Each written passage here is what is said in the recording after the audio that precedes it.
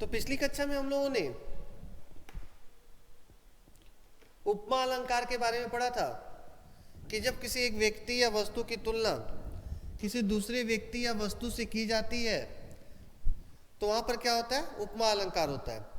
यानी हम लोगों ने एक विशेषण देखा था और फिर एक विशेष से देखा था, यानी एक उपमेय, उपमान, इसके अलावा दो और तत्वों पे चर्चा हुई थी, एक साधारण धर्म और वाचक शब्द। ठीक है, जहां सा से ये सब जो है वाचक शब्द है, साधारण धर्म जैसे समान वगैरह जो था ये था। आज हम लोग जिस पे चर्चा करेंगे उसके दूसरे भाग पर वो है रूपक अलंकार।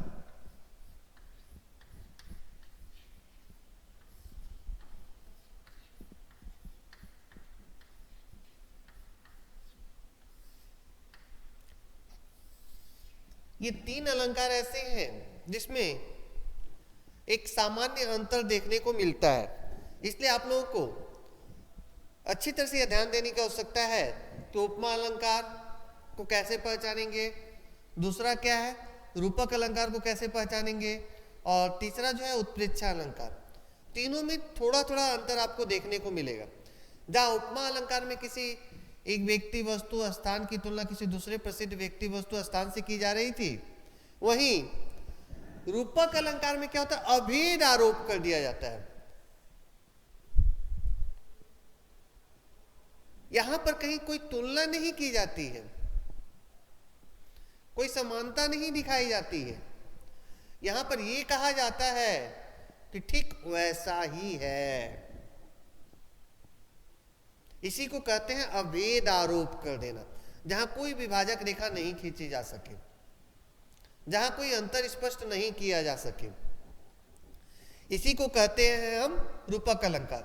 तो उपमा अलंकार में हम लोगों ने क्या देखा कि वहां तुलना की जाती थी या समानता दिखाई जाती थी। वहीं क्या हो रहा है, रूपक अलंकार में जब हम आ रहे हैं तो यहां पे अभेद आरोप कर दिया जा रहा है, माने उसमें कोई विभाजक रेखा नहीं की जा सकती, कोई भेद नहीं किया जा सकता है, उसी को कहते हैं अभेद। कोई अंतर नहीं दिखाया जा सकता है। जैसे मैं एक दो उदाहरण आपको बता रहा हूं तो आप लोगों को और स्पष्ट हो जाएगा। जैसे उदित उदयगिरी मंच पर, आप लोग के अभ्यास पुस्तिका से बता दे रहा हूं, रघुवर बाल पतंग बिकसे संत सरोज सब हर्षे लोचन भृंग। यहां पे क्या होता है कि सामान्यतः कई जगहों पे, आपको अधिकांशतः जगहों पे मैं कहूं तो ऐसा देखने को मिल सकता है कि जहां वहां पे हम लोगों ने देखा कि वाचक शब्दों का प्रयोग था या साधारण धर्म देखने को मिल रहे थे, यहां पर क्या होगा, बीच में योजक चिन्हों का प्रयोग कई जगहों पे आपको देखने को मिल सकता है रूपक अलंकार में, क्योंकि यहां तो समानता नहीं दिखाई जाती है, तुलना नहीं की जाती है, यहाँ पे अभेद आरोप किया जाता है। तो कई जगहों पे वो योजक चिन्ह आप देख सकते हो।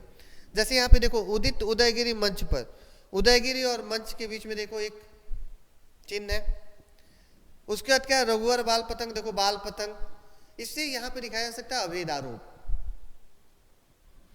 दूसरे पंक्तियों में देखो बिकसे संत सरोज, संत और सरोज के बीच में संत सरोज सब हर्षे लोचन भृंग, अब लोचन और भृंग के बीच में देखो एक योजक चिन्ह। तो यहां पर यही है अभेद आरोप की पहचान, एक मान सकते हैं, इसी पे निर्भर नहीं होना है, कई जगहों पे ये नहीं भी देखने को मिल सकते हैं। तो यहां पर अब देखो कि ये जो प्रस्तुत दोहा जो था, यहां देखो उदयगिरी पर मंच का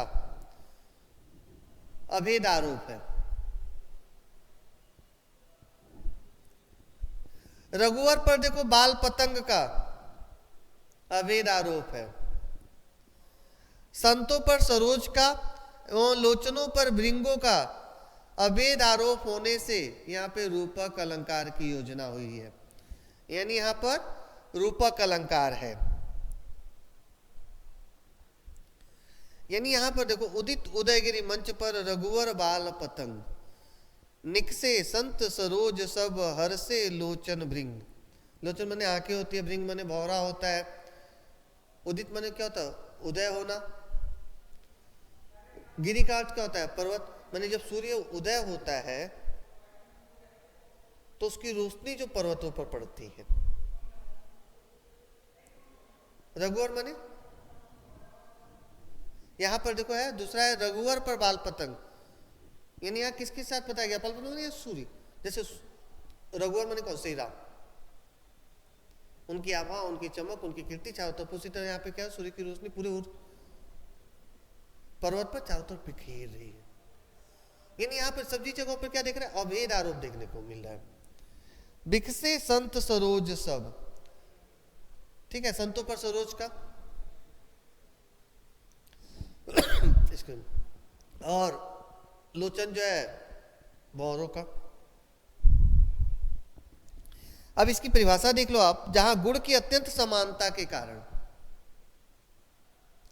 क्या परिभाषा होगी इसकी, कि जहां गुण की अत्यंत समानता के कारण उपमेय में ही उपमान का भेद आरोप कर दिया गया हो। उपमेय में ही उपमान यानी विशेष्य में ही विशेषण, जो हम लोग व्याकरणिक परिभाषा पढ़कर आ रहे हैं विशेष्य और विशेषण की, आरोप कर दिया गया हो, वहां पर क्या होता है, रूपक अलंकार होता है। मैंने कहा कि इस विषय पे आप लोगों को ध्यान देने की आवश्यकता है। यहां पर क्या होता है, अभेद आरोप होता है। इसके अलावा भी एक दो उदाहरण मैं और दे दे रहा हूं। देखो विषय, मैंने कहा था चिन्हों पे ध्यान देना, देखो इसके बीच में चिन्ह वारी मन, फिर है योजक चिन्ह भिन्न नहीं होत कबहु पल एक। देखो इस वाक्य का भी पंक्ति में जो है विषय पर वारी का और मन पर मीन का अभेद आरोप होने से रूपक का सौंदर्य है। हम लोग ये पढ़ते हुए आ रहे हैं कि क्या, कि मन जो होता है, जैसे मछली पानी में क्या होते है, पूरी चंचल रहती है, मछली चंचलता देखने को मिलती है मछली में, उसी प्रकार मन भी चंचल होता है, वो स्थिर नहीं होता। इसलिए आप लोगों को याद होगा कि जब यक्ष ने युधिष्ठिर से पूछा था कि हवा से भी तेज क्या चलता है, तो उन्होंने कहा मन। आप मान लो आप लोग अभी मेरे साथ क्लास कर रहे हो,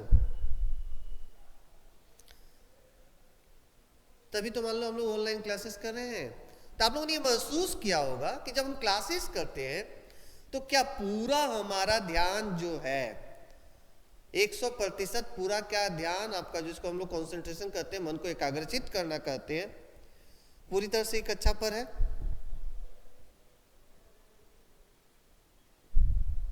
आप लोगों में सोच सकते हैं, कुछ लोगों के हो भी सकते हैं, लेकिन आप लोगों में से कुछ लोग ऐसे भी हो सकते हैं कि जिनका ध्यान पूरा 100% जो है 100% जिसको हम कहते हैं, यही कक्षा पर ही हो, ऐसा नहीं भी हो सकता। यानी मन क्या होता है, क्योंकि आप लोग घर पे बैठे हो, कक्षा में उपस्थित रहते, तो हो सकता है कि अधिकांशतः बच्चों का ध्यान पूरी तरह से अध्यापक की तरफ, मान लो मैं अभी कक्षा ले रहा हूं तो मेरी तरफ होता या बोर्ड की तरफ होता। लेकिन अभी घर पे बैठे हुए हो, दरवाजे पर किसी ने बेल बजाया, कौन आया होगा, कोई विक्रेता जो है घूम घूम कर जो बेचते हैं लोग, वो लोग कुछ बाहर बेचने के लिए आए, वो आवाज लगाते हैं, अचानक ध्यान उधर भी चला गया कि क्या बेचने के लिए आया है। किचन से किसी अलग प्रकार की कोई खुशबू आ रही है, महक आ रही है, तो अचानक ध्यान उधर भी जा सकता है कि मम्मी क्या बना रही है। तो क्या मन हम लोग का स्थिर है? तो इसीलिए बताया गया कि मन जो होता है मछली की तरह चंचल होता है। यहाँ लेकिन यहाँ पे देखो अभेद आरोप देखने को मिल रहा है। यहाँ ही नहीं बोल रहा कि तरह या तुलना या समानता नहीं दिखाई जा रही है, यहाँ पे अभेद आरोप कर दिया जाता है कि वैसा ही है। तो यहाँ पर और अगला एक उदाहरण देख लो, मन सागर मनसा लहरी बूढ़े बहे अनेक। प्रस्तुत पंक्ति में देखो मन पर सागर का और मनसा यानी इच्छा पर लहर का आरोप होने से रूपक अलंकार है। यानी यहां पर क्या है कि ये जो मन जो है ना, ये सागर के समान है।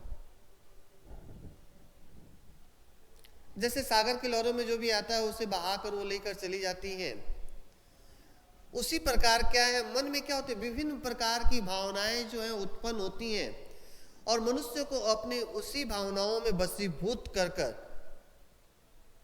उसको बहा कर लेकर चली जाती है। तो इस प्रकार के जहां आपको ऐसे अभेद आरोप देखने को मिले, यहां पर आप कोई भेद नहीं कर सको, कोई अंतर न दिखा सको, तो वहां पे होता है रूपक अलंकार। तो दो अलंकारों पे अभी चर्चा हुई। तो इसमें से आप लोगों के मन में अगर किसी भी अलंकार को लेकर प्रश्न है तो आप लोग पूछो, उसके बाद मैं तीसरे अलंकार जो है उत्प्रेक्षा पे चर्चा करूंगा। उपमा या रूपक अलंकार को लेकर आप लोगों में से किसी के मन में कोई प्रश्न है तो आप लोग पहले पूछ लो, फिर मैं आगे बढ़ूंगा। और ये अलंकार जो अभ्यास की चीज है, इनको पहचानने के मैं नियम बता दे रहा हूं, इन्हीं नियमों के तहत आपको पहचानना है।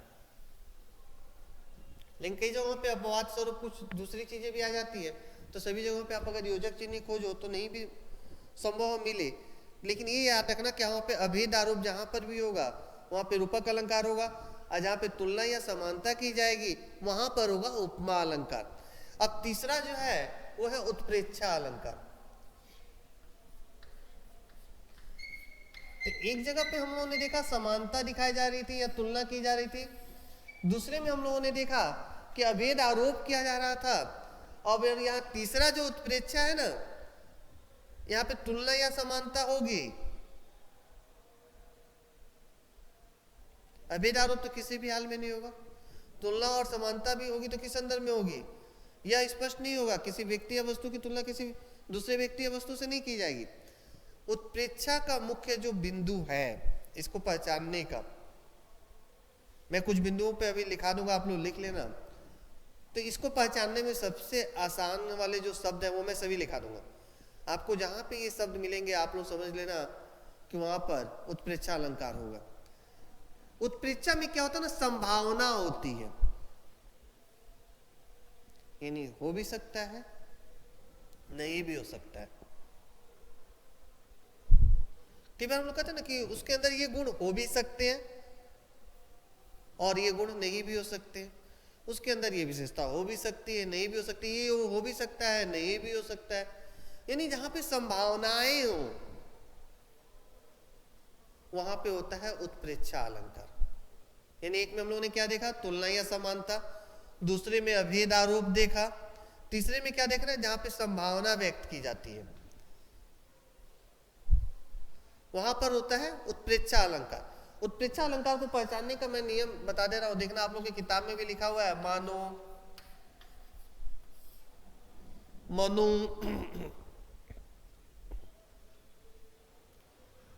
मनु, मनहु,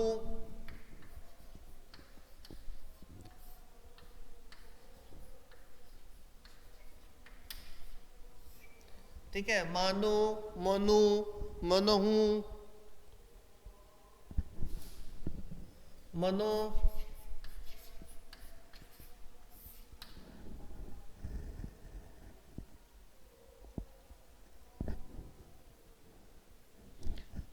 ठीक है, जानो, जनु, जनो,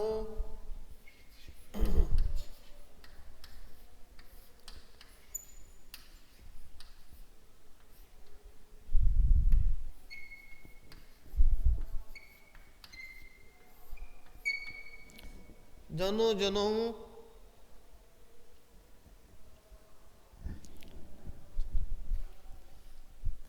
ज्यो त्यों,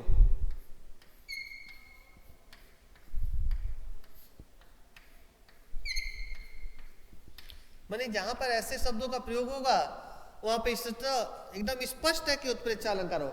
मानो मने मान लीजिए, मानो, मनु, मनो, ये सब जो भी है इसका अर्थ है मान लीजिए।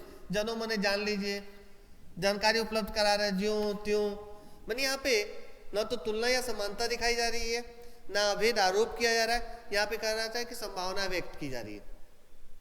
मान लीजिए, जान लीजिए, तो यहाँ पर जैसे ही हम लोग कहते हैं मान लीजिए तो क्या स्थिति स्पष्ट होती है या ऐसा हो सकता है, यानी वहां पे हो भी सकता है नहीं भी हो सकता है। तो उत्प्रेक्षा अलंकार को पहचानने के लिए ये जो कुछ शब्द है, इन शब्दों को अगर आप लोग याद कर लो तो आप आसानी से पहचान सकते हो कि ये उत्प्रेक्षा अलंकार है। लेकिन उपमा और रूपक को समझना सबसे ज्यादा जरूरी है। मैं बार बार इस बिंदु पे ध्यान देने के लिए कर रहा हूं। जैसे अर्थालंकार पढ़ाने के दौरान मैंने बताया था कि वहां पे ये अनुप्रास कहीं कोई समस्या नहीं थी, जहाँ एक ही व्यंजन वर्ण या स्वर वर्ण क्रम से या स्वतः आ रहा है वहां पे हो जाएगा। यमक में क्या था, एक ही शब्द 2 बार प्रयोग होता और दोनों के अर्थ अलग होते, तो वहां पे यमक था। श्लेष में क्या था, एक ही शब्द में कई अर्थ चिपके रहते हैं, यानी विभिन्न शब्दों के संदर्भ में या दूसरे शब्द जो भी वहां पे है उस पंक्तियों में, उसके संदर्भ में वो अर्थ बदल रहे थे। उपमा में बताया भी क्या है, फिर रूपक और उत्प्रेक्षा जो है वहां पे संभावना व्यक्त की जाती है। और शब्द क्या होते हैं, मानो, मनु, मनहु, मनो, जानो, जनु, जनहु, ज्यों, त्यों, ये सारे शब्द हैं। देखो, मानो माई घन घन अंतर दामिनी, घन माने बादल होते हैं, दामिनी माने बिजली होता है। घन दामिनी दामिनी घन अंतर शोभित हरि ब्रज भामिनी, यानी उपयुक्त काव्य पंक्तियों में रासलीला का सुंदर दृश्य दिखाया गया है। रास के समय हर गोपी को लगता था कि कृष्ण उसके पास नृत्य कर रहे हैं। गोरी गोपियां और श्याम वर्ण कृष्ण मंडलाकार नाचते हुए ऐसे लगते मानो बादल और बिजली, जो भी मैंने अर्थ बताया आप लोगों को ऊपर, बिजली और बादल साथ साथ शोभायमान हो रहे हो। यहाँ गोपिकाओं में बिजली की और कृष्ण में बादल की संभावना दिखाई गई है, यहाँ कहीं अभेद आरोप नहीं है। इसीलिए बोला गया कि मान लीजिए ऐसा लग रहा है क्या कि बिजली जो है किसके प्रतीक है, गोपिकाओं के, और बादल किसके प्रतीक है, कृष्ण के। कृष्ण चूंकि सावले वर्ण के थे इसलिए उनको उस रूप में दिखाया गया है। तो यहाँ पर क्या है, उत्प्रेक्षा अलंकार है।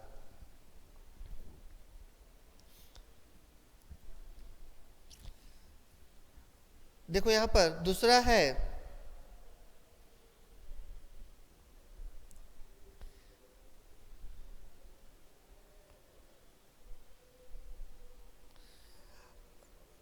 अब यहाँ पे देखो योजक चिन्ह होते हुए भी यहाँ पे रूपक अलंकार नहीं है। मैं एक उदाहरण पढ़ रहा हूं, जरा से लाल केसर से की जैसे घुल गई हो, माने यहाँ पे क्या है, जरा से लाल केसर से की जैसे धुल गई हो। यहाँ पे जैसे तैसे होने की वजह से क्या हो गया, ये सब जहां पे रहेंगे जैसे तैसे ज्यों त्यों, तो वहां पर क्या हो जाएगा, उत्प्रेक्षा अलंकार हो जाएगा। लेकिन आप देखो यहाँ पे योजक चिन्ह होते हुए भी क्यों हुआ, जैसे के कारण, क्योंकि यहाँ पे संभावना दिखाई जा रही है, अभेद आरोप नहीं है। तो मैंने कहा था इसीलिए कि आप लोग को ये ध्यान देना होगा कि कहां पर उत्प्रेक्षा होगा, तो जहां पे भी संभावना दिखाई जाएगी इन सारे शब्दों का प्रयोग रहेगा, ज्यों त्यों जैसे तैसे इत्यादि। तो यहाँ पे जैसे तैसे मैं नहीं लिखा हूं, आप लोग लिख लेना, तो वहां पर भी उत्प्रेक्षा अलंकार होगा। इसके अलावा भी मान लो, जैसे देखो यहाँ पे एक उदाहरण है, पाहुन ज्यों आए हो गांव में शहर के, मेघ आए बड़े बंठन के सवर के। मेघ आए कविता आप लोग की कक्षा 9वीं में भी है, तो आप लोगों ने जब कविता पढ़ा होगा तो देखना वहां पर दिखाया गया है कि बादलों को क्या है, मेहमान यानी दामाद के रूप में दिखाया गया है कि जिस प्रकार वर्षा होने से पूर्व क्या होता है, हवा चलती है, दरवाजे खिड़कियां खुलने लगते हैं, बंद होने लगते हैं, क्या होता है, पेड़ पौधे झुकने लगते हैं हवाओं के कारण, धूल कर उड़ने लगते हैं। यानी यहाँ पे पूरे प्रकृति का मानवीकरण किया गया। हम लोग आगे चल के एक और अलंकार पढ़ेंगे, मानवीकरण, जो मैंने पूर्व में आप लोगों को लिखाया था कि किस अलंकार के क्या भेद है। तो मानवीकरण अलंकार में हम लोग इस विषय पे चर्चा करेंगे, जहां पे प्रकृति को मनुष्य के रूप में कार्य करते हुए दिखाया जाता है। तो ये था उत्प्रेक्षा अलंकार। देखो मानवीकरण अलंकार पर मैं चर्चा कर रहा था और मानवीकरण अलंकार आ गया इसके बाद ही।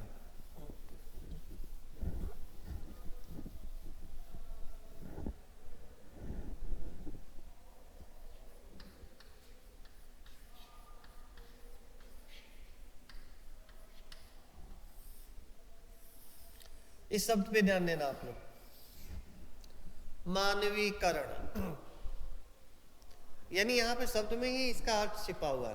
माने इस अलंकार की विशेषता यही है कि यहां प्रकृति के पूरे क्रियाकलापों को मनुष्य के क्रियाकलापों के रूप में दिखाया जाता है। तो जहां पे भी प्रकृति का चित्रण मनुष्य के क्रियाकलापों के रूप में देखने को मिलेगा, इसको पहचानना एकदम आसान होता है, वहीं पर मानवीकरण का अलंकार होता है। यानी यहां पर क्या होता है, जहां जड़ पर चेतन का आरोप अर्थात जड़ यानी प्रकृति पर मानवीय भावनाओं तथा क्रियाओं का आरोप हो, वहां मानवीकरण अलंकार होता है, जो कि मैंने आप लोगों को समझाने के लिए बोलचाल की भाषा में बताया। ये आपकी किताब की परिभाषा थी। जड़ माने क्या होता है, प्रकृति, और चेतन माने जहां क्रियाशीलता हो। यानी आप जो ये प्रकृति जो है, जब उसे दिखाए कोई भी हम मनुष्यों की तरह ही कार्य कर रही है, तो वहीं पर होता है मानवीकरण अलंकार। तो इसका उदाहरण क्या है? इसका उदाहरण है, मान लीजिए कि बीती विभावरी जागरी, अंबर पनघट में डुबो रही, तारा घट उषा नागरी। अब यहां पर देखो दिखाया जा रहा है कि प्रकृति क्या होता है कि जैसे ही देखते सुबह हम सूर्योदय होता है, और सूर्योदय होने के बाद ही क्या होता है, पूरे समाज में एक प्रकार की हलचल देखने को मिलती है। यहां पे एक शब्द का प्रयोग किया गया, देखो, उषा नागरी, मानी प्रातःकालीन सूर्य की जो रोशनी है, उषा बेला जो है, उसको किस रूप में दिखाया गया है? नागरी का आरोप होने के कारण यहाँ पे मानवीकरण अलंकार है, माने नगर। और नगर का अर्थ क्या है? जहां नगर में हम लोग जहां मनुष्य रहते हैं। बोले बीती विभावरी जागरी, माने क्या होता है? रात बीत चुकी है, सुबह हो चुकी है। क्या है? अंबर पनघट में डुबो रही, तारा घट उषा नागरी। अब धीरे धीरे क्या हो रहा है? रात बीतने के कारण अंबर पनघट में डुबो रही, तारा घट उषा नागरी, माने ताराएं क्या हो रहे हैं? सारे अब अस्त हो रहे हैं, सुबह की बेला हो रही है, और नगर के सारे मनुष्यगण जो है, जैसे ही प्रातः होता क्या होता है? हम लोग सोए रहते हैं सभी लोग दिन भर। ऐसा तो नहीं है कि हम रात में भी सोते हैं और दिन भर भी हम लोग सोते नहीं। तो सुबह जैसे ही होती है तो देखना चिड़ियों की चहचहाहट, यानी पक्षियों का जो कलरव, एक बाकी जो लोग हम लोगों से पहले, मान लीजिए जो लोग सुबह सुबह एकदम उठ जाते हैं, किसान से लेकर मजदूर वर्ग से लेकर, या जो लोग भी कार्य करने वाले लोग हैं, या बहुत सारे घर के अपने अभिभावकों को भी देखना, वो सुबह उठ जाते हैं, तो क्या होता है? एक शोरगुल, एक कोलाहल का वातावरण तैयार हो जाता है चारों तरफ। माने पूरे समाज में एक प्रकार की हलचल देखने को मिलती है। तो यहाँ प्रकृति के साथ क्या किया गया? पूरे सामाजिक जीवन को जोड़ा गया है। अगला देख लो उदाहरण है, लो या लतिका भी भर लाई, मधु मुकुल नवल रस गागरी। अब बताओ, लताएं जो हैं क्या रस भर लेंगी? नहीं। यानी यहां पर क्या है? प्रकृति के ऊपर मानवीय क्रियाकलापों का आरोप है। अब मधु कलश वगैरह भर के लतिकाएं कहां से लाएंगे? मैंने उसमें यहाँ पे दिखाया गया कि जिस प्रकार लताएं जब बड़ी होती हैं, ठीक है, और उसमें जो विभिन्न प्रकार के फल फूल लगते हैं, उसमें जो एक हरापन होता है, तो क्या होता है?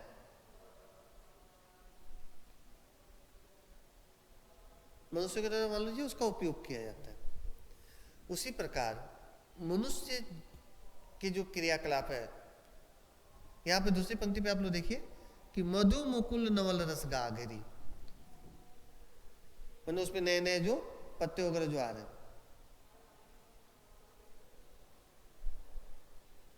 यानी ये पूरी कविता का क्या देख रहे हैं हम लोग?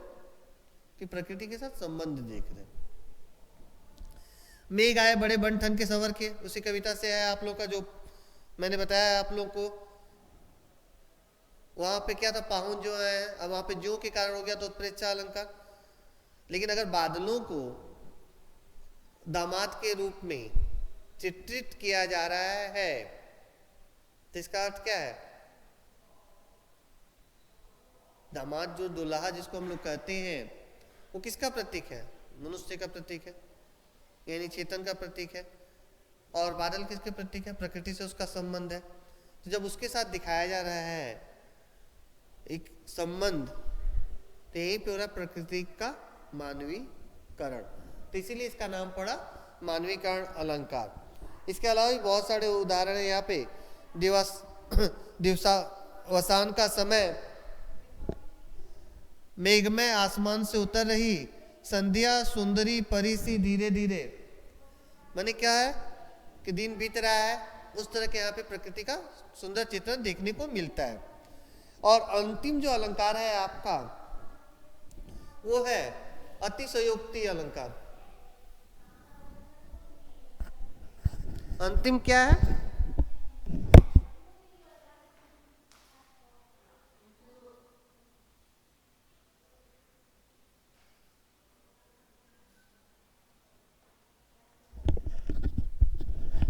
अंतिम है आपका अतिशयोक्ति अलंकार।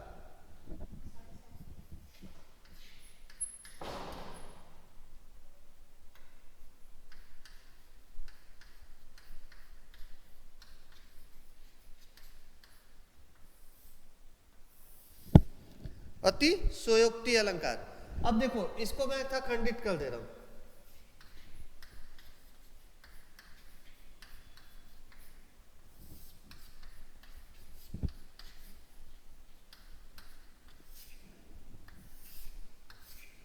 अतिशय का अर्थ होता है बढ़ा चढ़ाकर।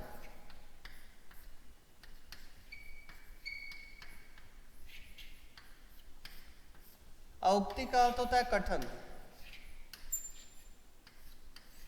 यहां पर जब पर कोई बातें बहुत बढ़ा चढ़ाकर कही जाती हैं, जिसको सुनकर मैंने क्या हो असंभव सा लगे, उसी को कहते हैं। हेलो, अभी ठीक है अर्पित? हेलो। तो अतिशयोक्ति अलंकार में क्या होता है, यहां पर किसी बात को बहुत बढ़ा चढ़ाकर कहा जाता है। ठीक है, तो यहां पर जब ऐसी पंक्तियां देखने को आपको जहां पे मिलेंगी, या जिन पंक्तियों से ऐसे अर्थ देखने को मिलेंगे जहां बातें बहुत बढ़ा चढ़ाकर कही जा रही हैं, वहीं पर होता है अतिशयोक्ति अलंकार। यानी जहां किसी वस्तु, पदार्थ अथवा कथन के बारे में लोक सीमा से माने जो असामान्य सा प्रतीत हो, जो असंभव सा प्रतीत हो, उस प्रकार से वर्णन किया जाता है, वहां पर होता है अतिशयोक्ति अलंकार।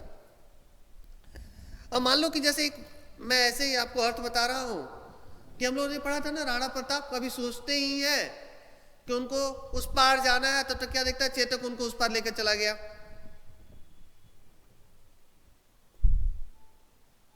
ये संभव है? संभव नहीं है। तो या कई बार आप लोग असंभव चीजें क्या देखते हो, फिल्में तो आप लोग सभी लोग देखते हो, उसमें कैसे दृश्य देखते हो जहां असंभव चीजें दिखाई जाती हैं। क्या वो संभव है? तो वहां पे क्या है, बढ़ा चढ़ाकर जो चीजें दिखाई जाती हैं या जिसका वर्णन किया जाता है, तो वहीं पर होता है अतिशयोक्ति अलंकार। देखो जो मैं अभी राणा प्रताप का उदाहरण आप लोग को दे रहा था, क्या आगे नदियां पड़ी अपार, घोड़ा कैसे उतरे पार, राणा ने सोचा इस पार, तब तक था चेतक उस पार। यानी यहां पे लिख रहा है कि राणा अभी सोच ही रहे थे कि कैसे नदी को उस पार जाया जाए, तब तक घोड़ा उनको उस नदी को उस पार लेकर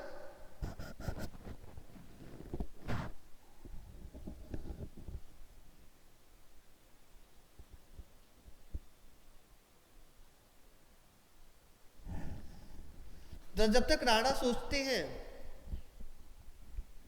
तब तक क्या होता है, घोड़ा जो है राणा को लेकर उस पार चला जाता है। तो यहां पर क्या है, अतिशयोक्ति अलंकार है कि हमारे सोचने मात्र से ये काम हो जाए, तो ऐसा तो संभव नहीं है। इसके अलावा कुछ उदाहरणों में कि हनुमान की पूंछ में लगन न पाई आग, सगरी लंका जल गई गए निशाचर भाग। क्या ये घटना थी कि हनुमान की पूंछ में आग लगाने से पहले ही और उन्होंने क्या किया था, लंका को जलाया था, या लंका अपने आप जल गई थी?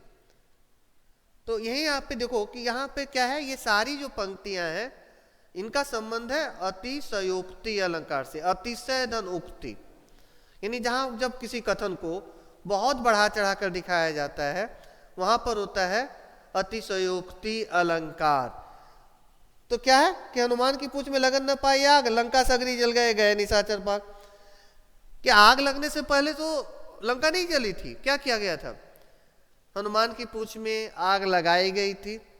उसका हनुमान जी ने क्या किया था, पूरे लंका को जलाया था। उसके बाद तो लंका में आग लगी थी। तो यहां पर क्या है कि यहां पर यह जो उदाहरण है यह अतिशयोक्ति अलंकार का उदाहरण है। यानी लोक सीमा से बाहर जो चीजें संभव नहीं है, जो चीजें कल्पना भी नहीं की जा सकती, ऐसी चीजों को दिखाया जा रहा है, यहां पर उसका वर्णन किया जा रहा है। तो क्या आप लोगों ने, सभी लोगों ने देखा है रामायण? वहां पे जब हनुमान जी जाते हैं तो क्या स्थिति होती है? जब माता सीता से मिलने के लिए उनको पकड़ा जाता है, उनकी पूंछ में आग लगाई जाती है और वह क्या करते हैं, पूरे लंका को जलाकर उसके बाद जाकर अपनी पूंछ की आग बुझाते हैं। ये घटना थी, ये प्रसंग था। लेकिन यहां बोला जा रहा है कि हनुमान की पूंछ में लगन न पाई आग, सगरी लंका जल गई, गए निशाचर भाग।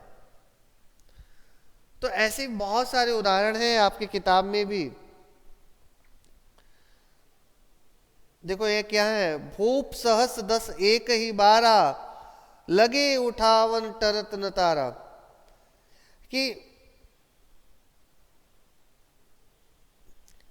आप लोगों को ये सीता का स्वयंवर याद होगा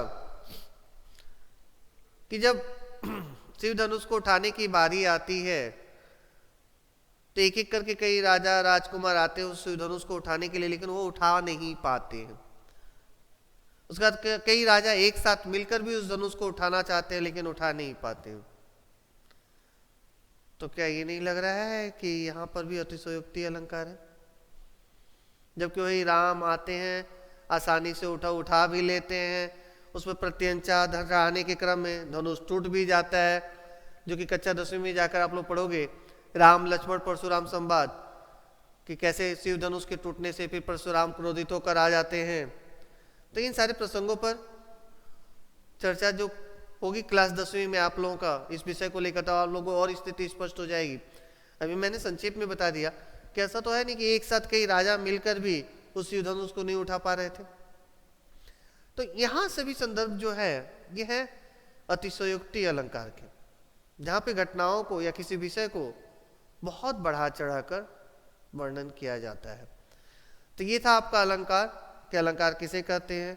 फिर उसके दो भेदों पे चर्चा हुई, अर्थालंकार और शब्दालंकार। उसके अंतर्गत हम लोगों ने पढ़ा अनुप्रास, यमक, श्लेष, उपमा, रूपक, उत्प्रेक्षा, मानवीकरण और अतिशयोक्ति अलंकार। अब आप लोग के अभ्यास में इससे संबंधित जो भी प्रश्न है उसका आप लोग घर पर बैठकर अच्छी तरह से अभ्यास कर लेना। जहाँ जो असुविधा होगी वो आप लोग मुझसे पूछ लोगे। तो आज की कक्षा मैं यही समाप्त करता हूँ। अगर आपके मन में कोई प्रश्न हो तो आप लोग पूछ लो।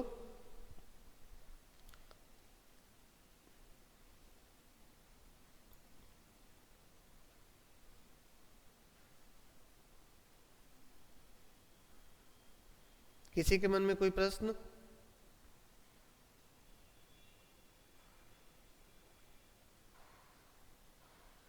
ठीक है, तो thank you all of you.